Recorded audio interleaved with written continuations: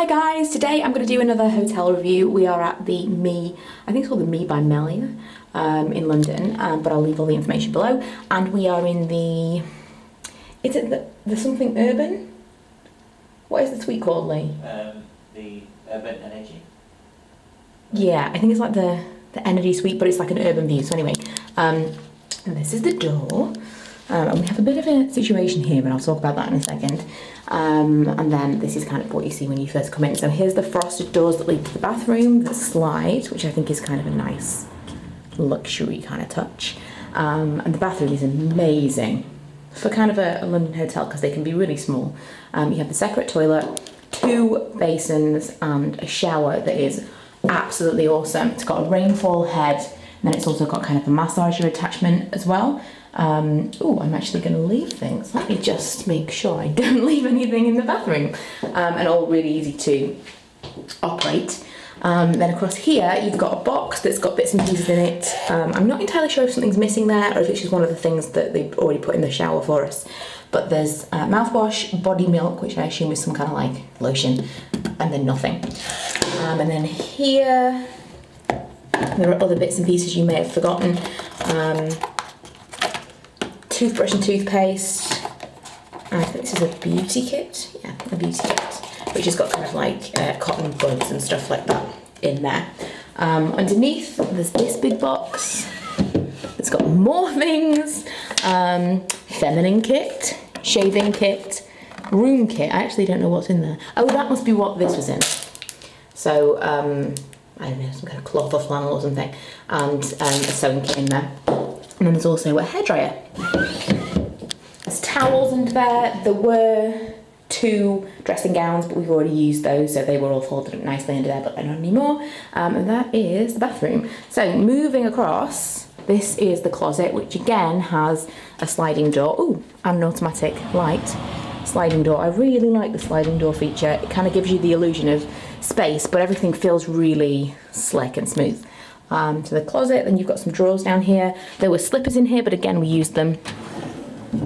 And some dry cleaning bags if you want to send things out to be dry cleaned. These are the waffle bathrobes that we used. And then you've got the safe. Quite a lot of space, really. And the thing for me was they've got lots of hangers. Usually you've got a massive wardrobe and like 3 hangers in it, but there's quite a few hangers for the space that you've got. And then some space on top to store things too. Then onto the bedroom.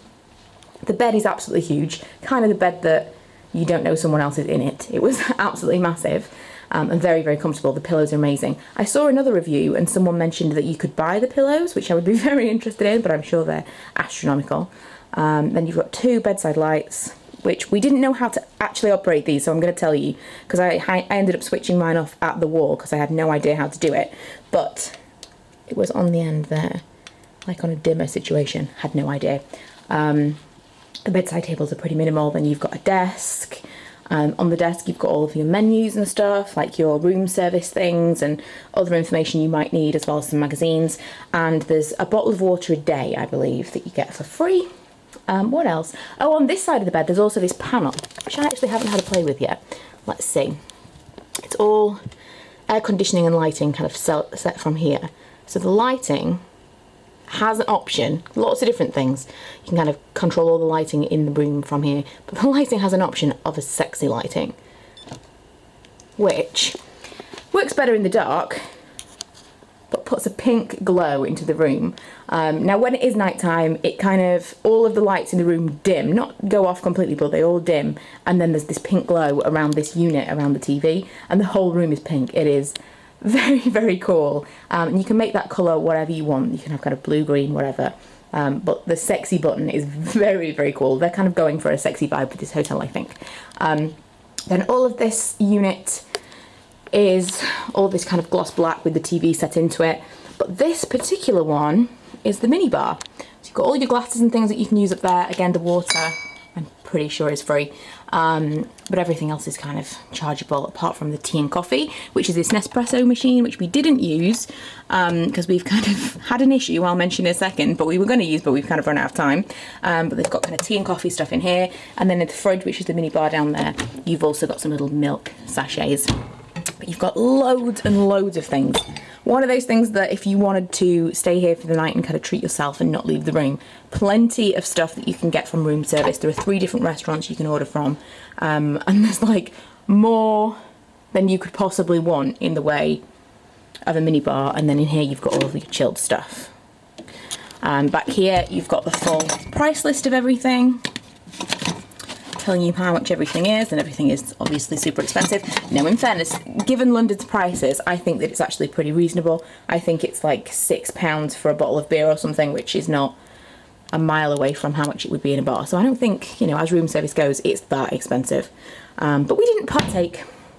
We went to Tesco down the street and got some stuff instead. Then on my side of the bed, there were some other bits and pieces. This is a Spar Menu. I believe this is all in room, but I don't know if they've actually got a spa separate, but super expensive spa treatments. Then you've got all of the how to use the things in your room, which is useful. Also another little cute thing that they had with different plug sockets, so you don't have to actually bring your own adapters if you come from Europe. I'm pretty sure that's the only one. So you've got European and British plugs. And I think that's kind of it for the room itself. All really comfy, all mod cons, everything you could want, and just very, very luxury feeling. I mean, you've got these like padded panel walls and stuff, and things that you wouldn't necessarily think of that just make it feel more expensive.